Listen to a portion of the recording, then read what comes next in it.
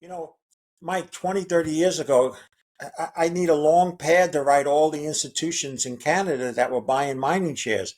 Now I just need a finger. I can write the one or two that still do it in Toronto.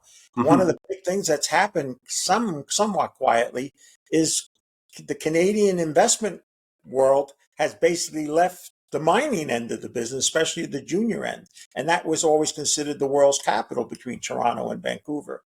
So I think those are things that need to be considered when you're looking at junior resource stocks in I always look general. forward to getting a chance to talking with Peter Grandich. You can find him at petergrandich.com. Peter, first of all, appreciate you taking time. Let me surprise you with my first question. Quick take on the financial implications of a Trump presidency, both investment wise and economics wise. Well, I think there's a honeymoon period that gets extended for him. First, as we always do, as we approach our Thanksgiving holiday, we get a sign put up on Wall Street that says, "Bah humbuggers, please don't come in." And we have this happy mood that translates into a Christmas rally, and also that, and the fact that there was a decisive vote for him, not that he kind of just snuck in.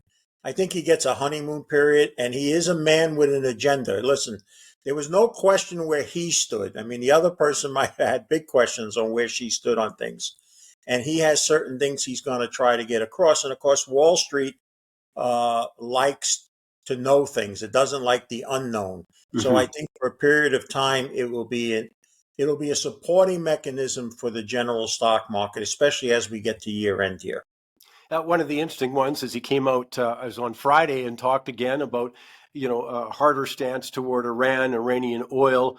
And again, that obviously has impact if you're going to remove, say, 1 million barrels out of the per day out of the supply chain. That's obviously has implications for the oil stocks. Well, I like to say that, and I don't know if anybody else had said it. It probably has with all the people who comment, but I think all corners of the world awoke on the Trump victory. There's no one out there going, nah, it's not going to impact us. In some way, shape, or form, good, bad, or somewheres in between, much of the world's going to be impacted by it as well, including your great country, Canada. Well, we talk also, I mean, one of the hallmarks, or I think a fair characteristic of President-elect Trump is that he feels like for many, all over the map at times, he creates a level of uncertainty. He says stuff for effect, as opposed, you're not supposed to take it literally. All of those things that will contribute. And I would think, I'm just wondering about the reaction of uncertainty. But then I look at the market, and market's reacting with certainty. It's going to be a positive for the U.S. economy. Uh, and the market seems to like that. So it's kind of an interesting dichotomy in dealing with them. Yeah, the only thing I would say to that, Michael, it is early. They Yeah. tend to sometimes react one way. I think quite frankly, a lot of people have relief. Some people were greatly concerned. I think one of the things that really concerned people on Wall Street, I heard it more privately than I did in actual statements from them, but I kept hearing that the talk of taxing unrealized capital Oh, gains, which would have been the death knell to the stock market. That alone would make people kind of happy on Wall Street because that was a real likely possibility if Harris was to win and if they, kept got control back of Congress again. And Mike, I wouldn't take that off the table 5 or 10 years down the road, no matter who's in charge, because they're going to need to find places to find trillions of dollars to make up for debts and deficits. But for now, at least, it's off the table. yeah, it was such a head shaker for me when that was proposed. And by the way, it's been floated in Canada by some people also that, I mean, it's a way the governments are desperate for money. Doesn't matter which Western government we're talking about, but they're desperate for money. And, they start accessing different areas in our country. Of course, they've been looking at the housing they're drooling looking at the housing, potential there with worries in our country. You don't tax the principal residence. In the U.S., of course, you do, but then you get all the mortgage payments are tax deductible. We don't get that treat. So it is a difference, but they are looking for sources of income.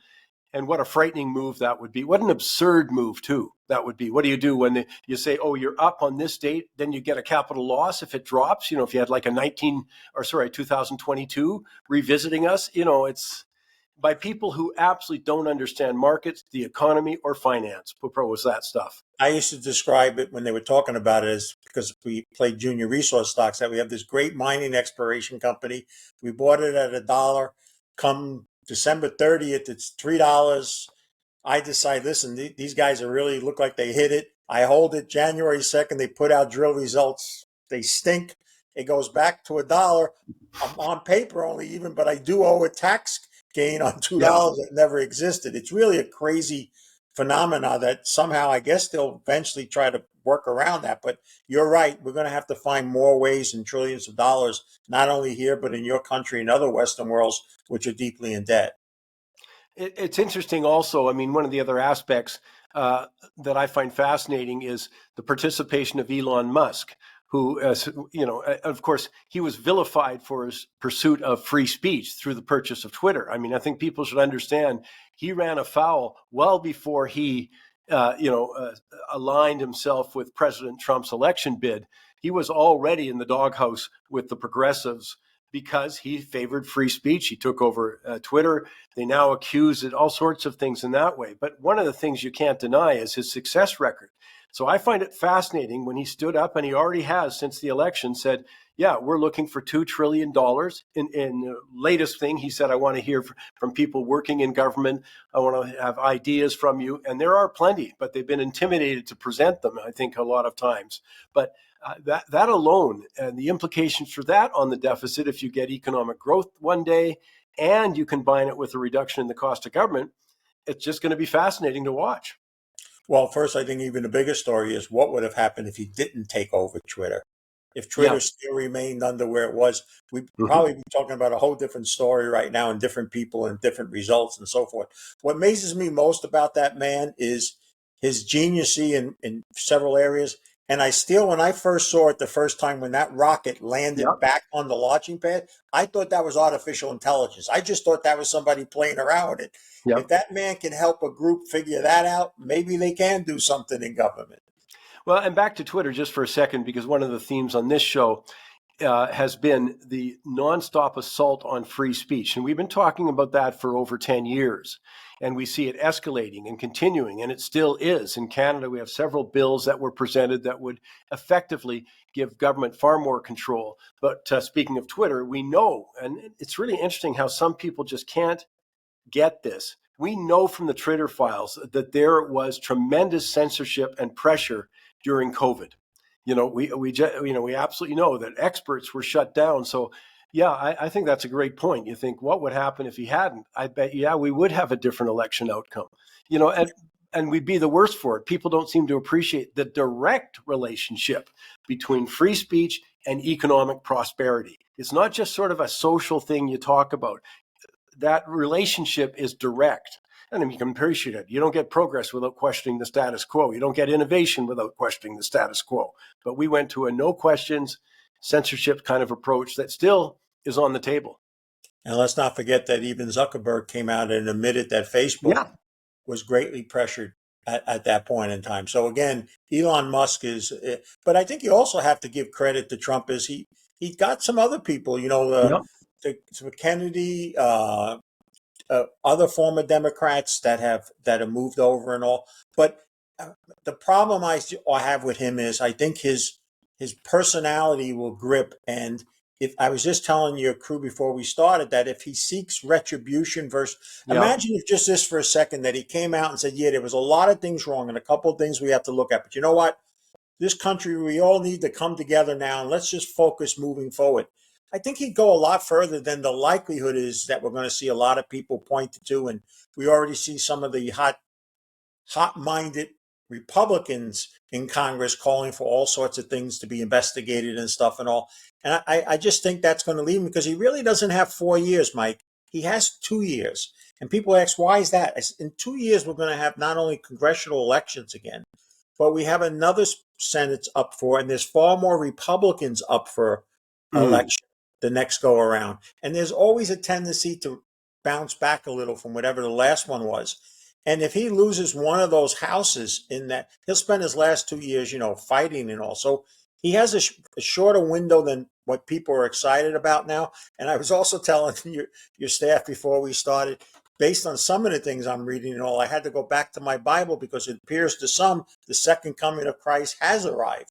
His name is Donald Trump. And right now that's the mood, but I think that'll start to dissipate as the days and weeks go by. I think you're absolutely right on, though, that first of all, his own personality rubs people the wrong way. His combativeness rubs people the wrong way, and many other things. I mean, we have people listening today who can't stand him, and they would give me a longer list, but they get the drift of what I'm saying.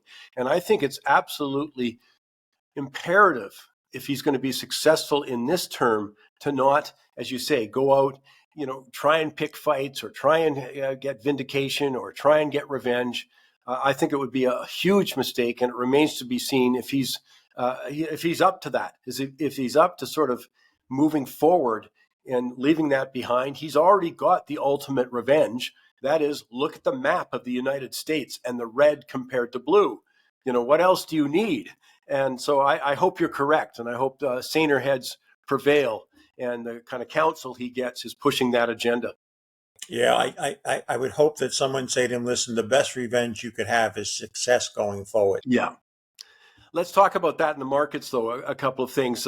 It's interesting to see gold's performance. I'm not surprised that it's taking a rest, and I know people park what their reasons are, but we have been talking about that just looking at the trading of it, the technicals of it, hey, why not a rest? Nothing that discourages me long term for sure, because the same variables that are pushing it are there. But I sort of look at a rest in gold, and I'm just wondering for your take on gold, but also in the gold mining shares. So, Mike, a couple of weeks ago, I decided to actually sell my gold, something that I started getting long at 1,300 and all, uh, and also my major mining shares for a couple of reasons. One, I have taken I've told everybody I put the kitchen sink, I backed the truck up, and I've risked my marriage by buying a bunch of junior resource stocks now, but I felt they were the most compelling things of anything. And so I took some of those gains and then I put the rest in cash, because if I'm wrong on the juniors, I need to live off that cash for the rest of my life. But it's not because I think it's the end of the bull market. What I had said and what I've been telling people, I don't think there was anybody more bullish the last 6 or 7 years than I, is we went too far, too fast, and we went on two major reasons. Central bank buying, which was the number one, and the BRICS and the movement towards a belief, again, earlier in the year, that come this meeting that just concluded a couple of weeks ago, we could learn that gold is going to be partaking in a new sort of currency and what have you and all. And with central bank buying easing for the moment, the BRICS coming and concluding and not having that, and the fact that it was overextended. You and I both agree. I think it'd be very hard for somebody to bet the ranch at the beginning of the year that gold would go up 40% in 1 year. Right. Not that tight. It's not a technology stock and all. So all those things in mind suggested to me that a good consolidation and correction is needed. The issue is, I think, between now and the end of the year is there's no catalyst at this point in time. In fact, the Trump win has painted to some people's mind, I picked this up in the last day or so, that the world problems are going to somewhat ease, and that it's not as the Russia thing is going to end. He's going to solve that. He's going to back Israel. That's going to end France, and China's no way going to surround Taiwan now that he's president. So that's another compelling reason. But I wouldn't get too concerned that the correction is anything more than 10% or so. I don't think we're going back to where we started at 2000 or anything at all. I think the one little hiccup still remains the silver market. Silver can still not get the traction many people believe it should have by now because of the industrial change and all. And that weakness, in fact, even more weakness than gold in recent days, still suggests to me that we're in need of a good consolidation and base building at a much higher level. And if we do that for the rest of the year, begin the new year, 5% on either side of where we are now, or even 10, I don't think it's a disruption to those of us like me who still believe gold will be well over $3,000 before it's all said and done. And I certainly haven't changed my mind that what we're seeing in the way of government finance is guaranteed to erode the purchasing power. I mean, talk about a long-term, clear-cut trend is the erosion of purchasing power of paper. And as I say, there are people who agree, and they've jumped into Bitcoin, for example, or gold, as of course, central bank buying. There's always a lot of variables, but still the sentiment, I don't see anything where all of a sudden government finances are going to get together and they're going to stop, choosing to print money when there's a problem, et cetera. So I still think that trend is also in place. But I really like your point about, coming into the end of the year, there's probably no catalyst. That certainly I think Trump is perceived to be anti-war. He's made that statement very clearly. He's made bold, brash, unrealistic, I think, that he can solve it in about 15 minutes, but it still is the thrust of it. And so maybe the geopolitical tensions ease off for a while. And so I think your point's well taken, that people should be aware that there is a risk. As you say, you're not worried about some sort of long-term change in the bull market, but there is a risk on the shorter term. Yeah, and the majors did quite well from their lows in February. On average, they were up 100% or more. The good news for them, and that's why I feel it's going to fall and finally into the juniors in 2025, is their free cash flow on average is just increasing enormously. Yeah. And while one or two has some hiccups, like a Newmont or even Barrick, by and large, they're all doing well. And then one of their biggest costs is going down a lot since when oil was above 100 is now, it's breaking below 70. Yeah. It may even get towards 60. And so I think the majors will do real well. And then that'll finally feed, because there's such a need for new resource out there. And the supply demand scenarios for a lot of metals, particularly in base metals, copper, even zinc, we're seeing that these guys are going to have to get some big supplies fairly soon. They're not going to be able to first start grassroots exploration themselves. They're going to have to go into the junior market, where companies that have advanced projects or even stepping up into development and production. And we're going to see a lot more M&A in 2025 in the metals and mining industry. And by the way, you're going to be with us at the World Outlook Conference. I'm very excited to see you again in person out in Vancouver, back in February for the World Outlook. But seriously, that'll be a perfect timing for what you're suggesting may be happening at this point, and give you a chance to give an update and look at some. But let me give you a little preview of that. And I know this is one of those stupid questions, because I ask you to give me a quick answer to something that you spent a lifetime. But give us a couple of check marks. If I was looking and I want to put something on my radar, what would I look for in a junior miner? Well, I learned again, and I continue to learn the hard way through my life. The absolute key to juniors is management and their past performance and hopefully success where others haven't. It's few and far between where there's a lot of talent. First of all, in the junior market, there's probably 1,000 more juniors that shouldn't be in existence. They should all merge. There's just too many of them to begin with.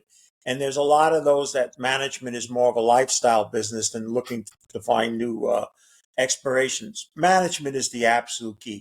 But I think something as critical of that now, that maybe not was as important 20 or 30 years ago, Mike, when we used to chat all the time, and that is where they're looking, because it's becoming more challenging now for a variety of reasons around the world. I like to always say that you and I could have spun a globe 20, 30 years ago, point blindly, and not have a problem going there. That's not the case now. We just saw recently in areas of West Africa that one time 20 years ago was a very hot area for junior exploration. We saw another country talk about nationalization. We've seen in Mexico some mining laws change that might make it more difficult. So where you are, even in North America, but not so much compared to the rest of the world, where you are. And then, of course, the capital. Mike, 20, 30 years ago, I need a long pad to write all the institutions in Canada that were buying mining shares. Now I just need a finger. I can write the one or two that still do it in Toronto. One of the big things that's happened somewhat quietly is the Canadian investment world has basically left the mining end of the business, especially the junior end. And that was always considered the world's capital between Toronto and Vancouver. So I think those are things that need to be considered when you're looking at junior resource stocks in general. I'll tell you something you may not have appreciate being from where you are in the States is that, so, to give the federal government credit, they've started to recognize the need for rare earth minerals, for example, and other minerals too. Could be copper. Okay, so this is what we're up against. So they make this push, but at the same time, their environment minister says no more roads are going to be built. And I'm going, well, how do you get the minerals out of there? Do you think that sends a positive? I mean, it's one of those, you can't make this stuff up. But, obviously the numbers support exactly what you're saying, is that with that level of uncertainty that, resource uncertainty coming from especially provincial and federal government, then it's just easier money elsewhere. There's more welcomed money elsewhere. And The other issue, Michael, that I should make note of, it's important, and Canada has it as a major issue too, same thing in the US, permitting. There are places in the world now where within 2 years you get your permits. In average in the United States, it could be 8 to 10, as much as 15, Yep. and same in Canada. And that has to be streamlined, and it has to become a national. It can't be left in Providence or just your states. Now, one of the things Trump has talked about and gave a little lift to some of the people that do play mining stocks down here in the States is he's talking about that to speed up and make it easier for permitting and all. But I think in Canada, that's especially needed. Yeah, it's been a huge challenge. Now, before I let you go, I got to give you a warning. So I give you full credit. You were out in the World Outlook Conference in February 221, and you put our audience into uranium. You put it on the radar for everybody. You did extremely well. You've sold out. I'm going to want an update on where you stand on that when we get to February, and others are going to want to hear that update from you. It's not that you don't like uranium. You were talking from a stock and a commodity kind of price basis. You took some profit, but it'll be interesting. I'll be interested to hear what you say as I say, in the first week of February. Yeah, I won't say it now, so that'll give other reasons to come. But can I also just say why I'm coming? Yeah. So I left Vancouver last in 2012, and I didn't think I'd speak at conferences anymore, and really stopped. And but I wanted to do one more conference, period.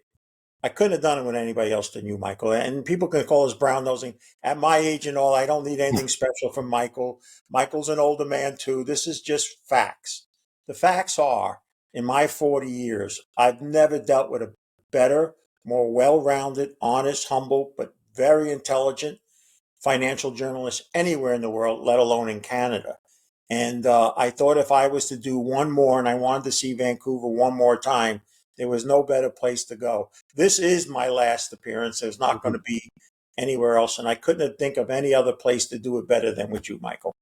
Well, I'll tell you, we're excited to see you. Got a lot of fans out here.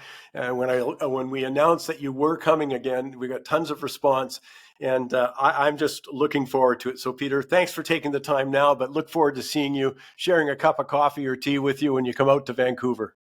Thank you, Michael. And we can talk about how bad the New York Giants are. Oh, you're hurting me.